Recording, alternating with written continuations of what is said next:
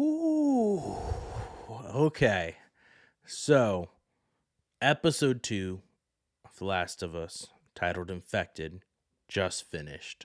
Uh, I just finished it about 10 minutes ago. Uh, Man, I'm still kind of in a daze because of that episode because it was just so damn good. After episode 1, I was kind of curious if they'd be able to keep that momentum with how positive the reviews and everything were for that. And I wasn't sure if we were going to get it. And holy shit, did they deliver in this episode. Okay, I'm going to get into the episode in a minute. I'm going to try to keep this a little more structured than the first one. I'm going to do brief recap and I'm going to throw in my comments with there and then some final comments at the end. Before I do that, alert, full spoilers will be discussed in this episode.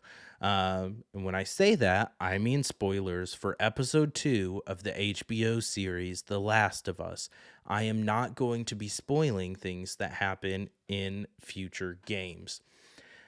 That's been one of my pet peeves that I've been seeing a lot on social media the past week since episode 1 premiered. Lots of game fans, and maybe it's just the algorithm is tailoring to me, but I've been seeing lots of game fans with subtle hints about things that are gonna, well, I say subtle, but they're not very subtle hints at things that are going to happen in future episodes, and even things that were going to happen in this episode about Tess after week 1. People saying, oh man, I already have dread knowing what's gonna happen next week. Don't do that. You are taking away the enjoyment. You are putting thoughts in people's head, either whether they're going to assume the correct thing or assume something else. You are taking away the enjoyment that you got to feel playing that game, experiencing those moments for the first time. You are taking that away from someone else being able to experience those watching this series. It's up to them if they chose they wanted to experience in the game when they played it either in 2013, either when the remaster came out or when the remake just came out recently, or maybe they fucking loved episode 1 so much they were dying to know what happened and they went and bought the game and are started to play it. Don't fucking be a dick and ruin it. Don't be a dick is my motto. Let people experience things. Let people enjoy things. Don't project your things onto someone else. So that's all I'm going to say on that. I could go on that soapbox for a while, but don't spoil things. Don't vaguely hint at things that happen in the game. I don't care that it's a 10-year-old game and you think if people actually cared about it, they would have played it. No, that's not how it works. Not everyone has availability to it. Let people enjoy it for the first time if they want to on the series. Don't I will delete spoilers in the comment section. As much as I want the comments and I want the engagement, if you're an asshole and trying to ruin things for people, that's gone. It's deleted. Okay. That's my soapbox on that. So I will not be spoiling things that happen in the game on any of these reviews unless it's stuff that happened in the game that covers the stuff that we talk about in this episode. So let's get into it.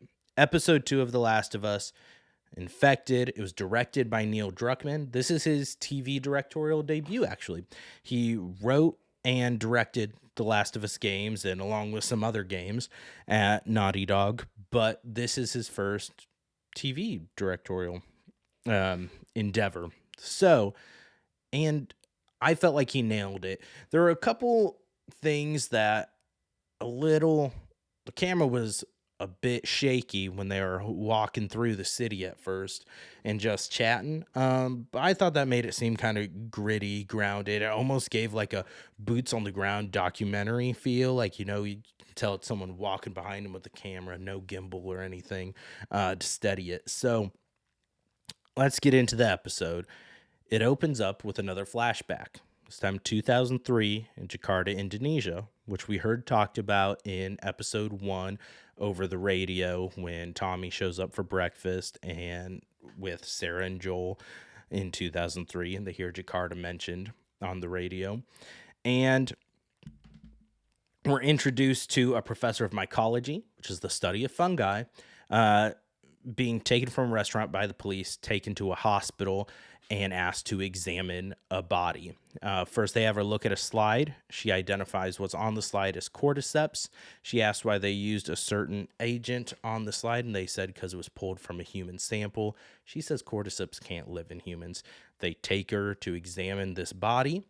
Um, and we get our first nudity of the show, I guess. It's just a naked lady chilling out there with a bullet hole in her head. She has a bite mark on her leg.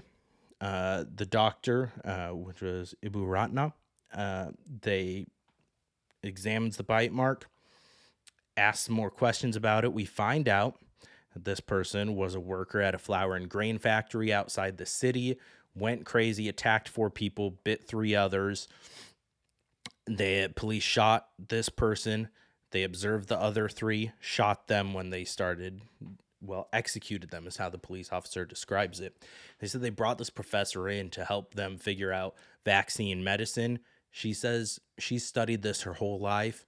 There's no vaccine. There's no medicine. Their best chance of stopping this is bombs. They just need to bomb the city and everyone in it. And so you're left with that sense of dread. And another thing that they've done so well with the first 2 episodes is building up how scary this infection is, and the cordyceps are. We don't get a bunch of backstory on where the infection comes from, the virus in the games, except we hear that it's from infected crops from South America is what brought him over.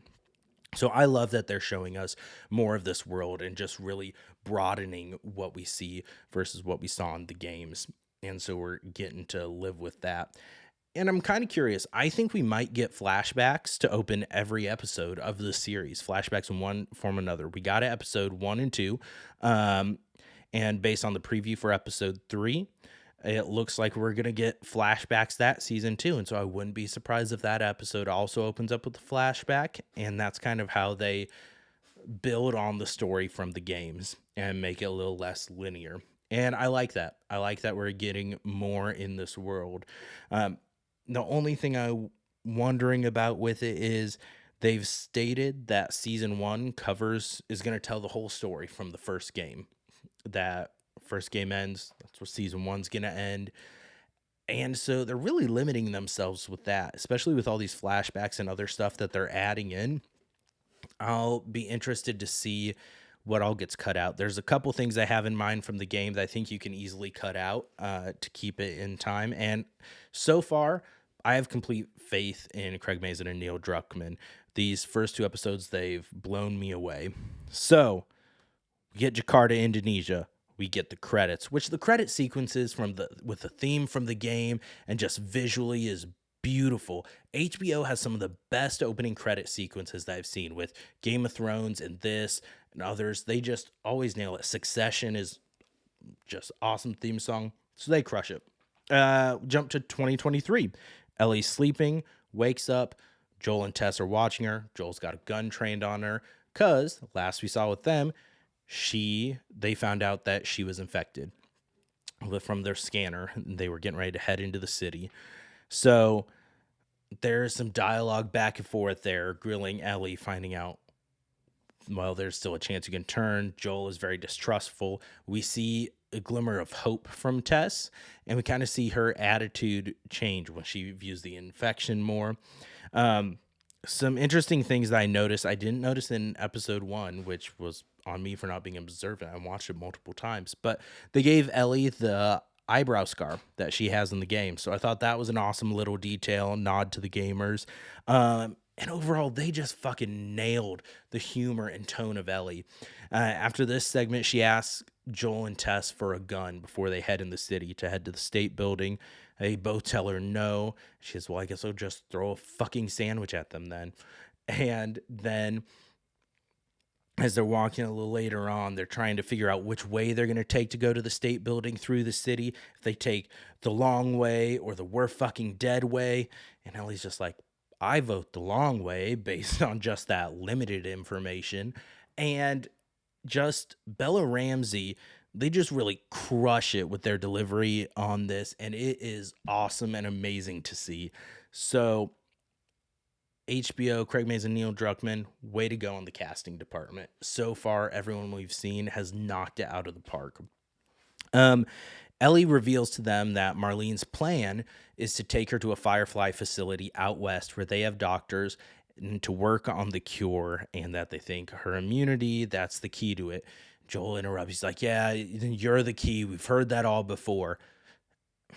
How the fuck have you heard that before, though, Joel? If there's no one else that's been immune, you have not heard that before. You've heard working on a cure, you've heard hope, but he like chimes in and starts saying it with her when she says that she's the key to it. Pretty sure you haven't heard that before. But it starts with them. They're just walking through the city, casual stroll. Ellie's saying, I thought we were going to be swarmed with infected. That's everything we heard, that there were just swarms. She asks Tess and Joel, she asks if there's super infected that shoot open spores at you. If you played the game, referred to as bloaters. And Tess and Joel just kind of laugh. Tess is like, shit, I hope not. And so I'll be curious to see if that means that we're not getting bloaters in season 1. I feel like we maybe have seen one on a season preview, so it maybe just means they haven't encountered it in their limited travels yet.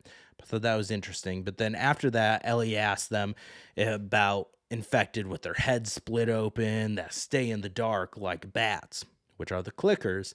And that question is just met with silence, and Tess and Joel look at each other. So nice little foreshadowing of what we're about to see later on. They go the long way, travel takes them through a hotel, which is a venue, vista, whatever you want to call it, from the game.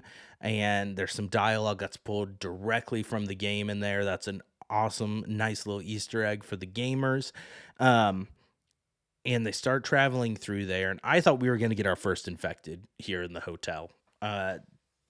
I was fully expecting them to turn a corner and there would be a clicker or just the infected just standing there twitching in the dark, waiting for them. They're going to take them out.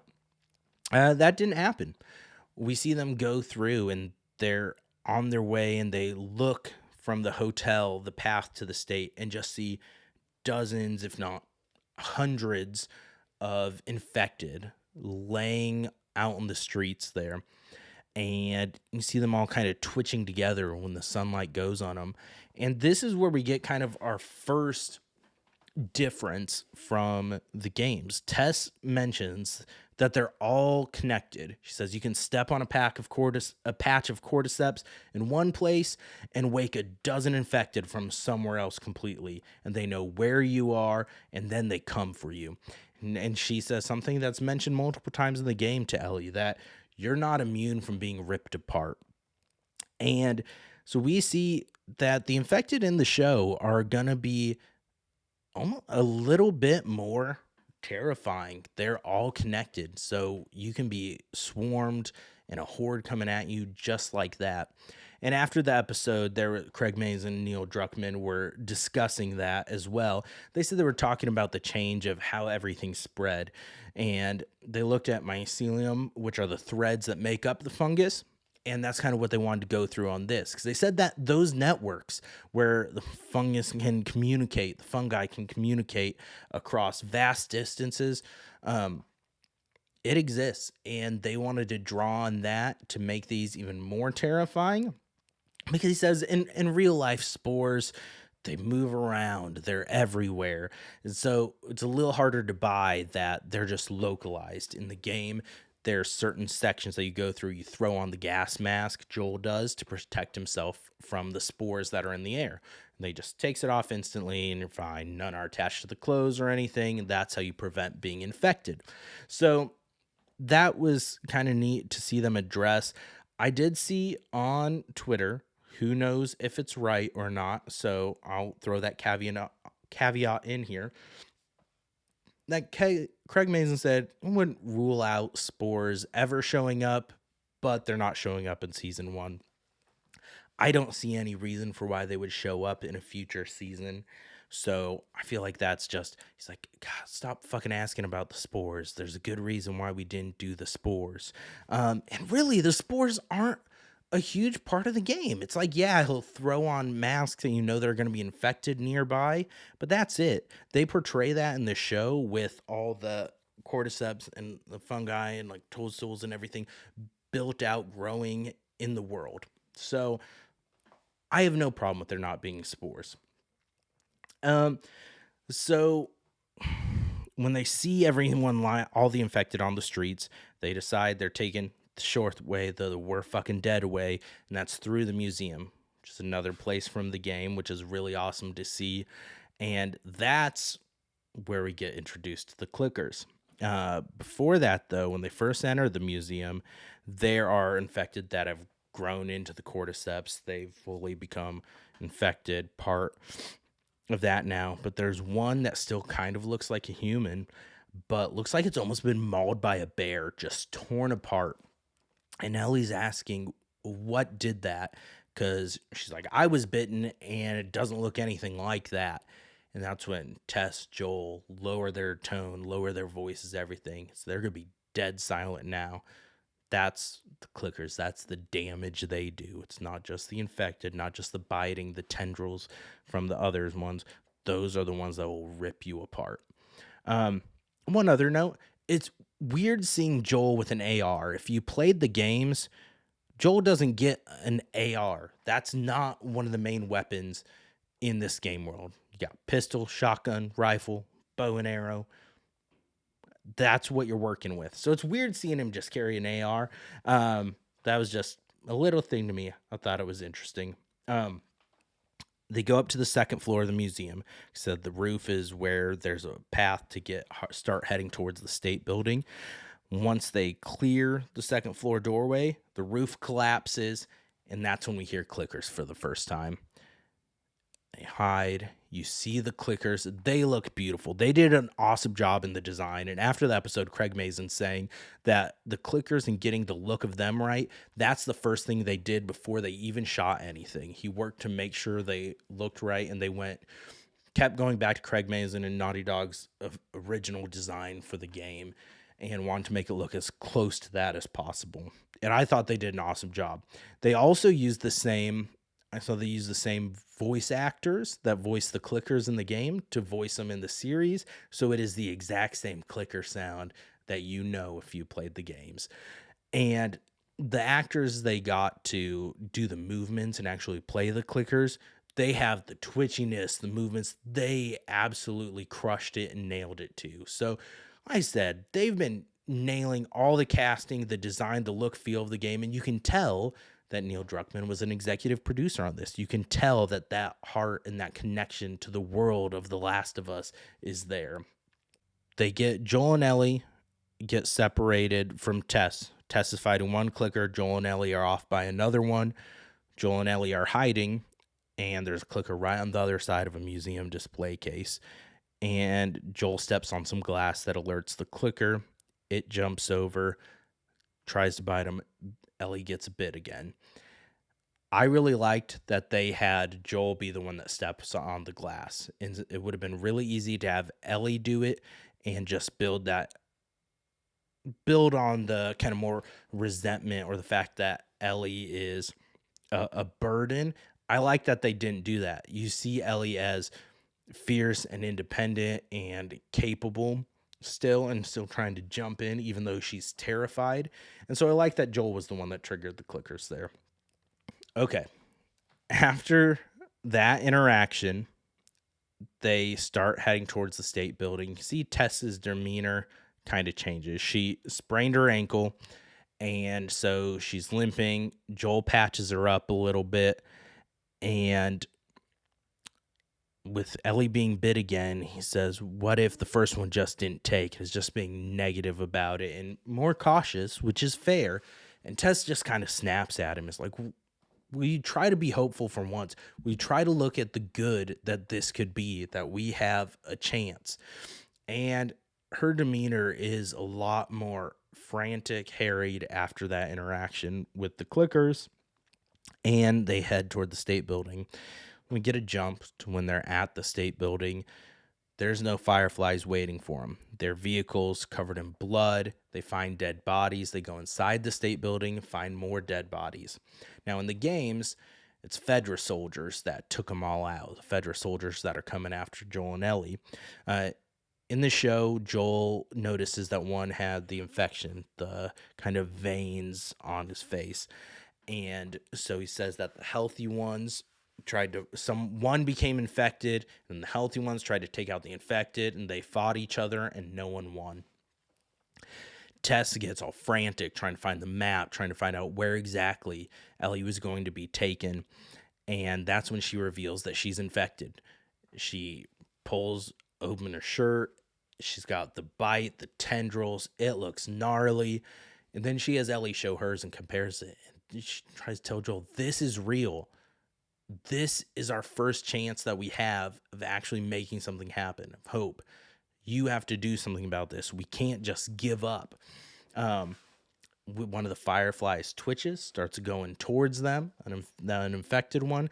Joel shoots it, and you see the tendrils on its hands just crawling, and then it cuts to the hordes in the street, tendrils around them, waking them up and triggering them to head towards the state building as well.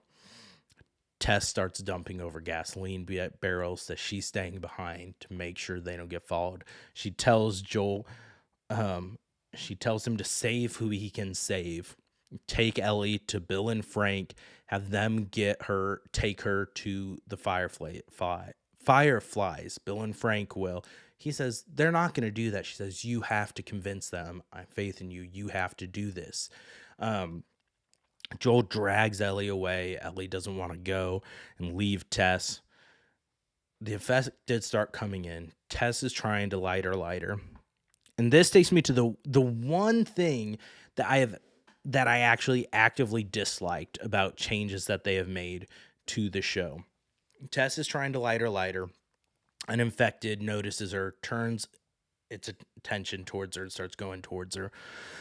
You see, as the infected gets closer, the tendrils have its mouth, like Miss Zadler did in episode 1. And the infected basically makes out with Tess. The tendrils go in her mouth. She gets the lighter lit during this. I just felt like that was unnecessary. To me, I feel like I sound like an old person. Like, oh, why do they need to add all that kissing? But this was the fucking infected person in Tess. To me, it didn't add anything to that. In fact, to me, it took away from that. I'd be curious to hear their thoughts on why they did that instead of someone just running at her when she gets it lit and blows the place to shit because there's gasoline and she threw like a crate of grenades in there. Just blows the state building up. And you see Joel and Ellie see it blow up, and then Joel turns away first to start walking away. And Ellie turns around and starts following him. And that's where this episode ends. We then get our preview for episode 3. Looks like we're getting a flashback with Bill and Frank, and before Joel and Ellie get introduced to Bill and Frank. So episode 3 looks like it's going to be another just crazy episode. I'm excited to see Nick Offerman as Bill. I think he has the look, and I think he can play that role really well. So I'm excited to see what happens. But that pretty much does it for this episode. A couple other things I noticed. There's a lingering camera shot on a stuffed giraffe, which I feel like could be an Easter egg for game fans. I thought that was neat as well. And then the last thing I had was that. That was it. That does it for episode 2, Infected of The Last of Us. I'm going to be trying to record these every week right after the episode ends. So I may do a quick rewatch, take some notes. I'm going to try to edit, get things out as quickly as possible. So these will be out sometime between Sunday night and depending on what I have going on the next 10 weeks. The latest I'm going to try to get it out by would be Monday night. So between Sunday night and Monday night, this will be out, posted on our feed. If my rambling and tendency to repeat myself hasn't annoyed you completely, check out the other videos on our YouTube feed. Like, comment, subscribe. What I normally do with this podcast is me and my co-host Rayleigh. We talk about random bullshit and we talk about musicals, but we try to talk about it in a way that is entertaining and fun, even if you're not a big musical person. Uh, we are both casual musical fans, in meaning that I know absolutely nothing about pitch, all the super technical stuff. I just know if I like it and it makes me feel something. So we try to have fun with it. There's lots of playlists on our YouTube page. Check it out. Like I said, like, comment, subscribe. Like I said at the beginning, if you comment, don't be a dick. Don't do spoilers for anything other than this episode and episode 1 and 2. That's our limit for this one. So hope you enjoyed. I think as these go on, we're only going to get better. This is my first time doing recaps and breakdowns of weekly episodes. So hope you keep tuning in. Hope you share it if you liked it. I'm not going to have the insight. IGN's been doing some awesome Easter egg reviews and recaps where they pick up everything from the games and books.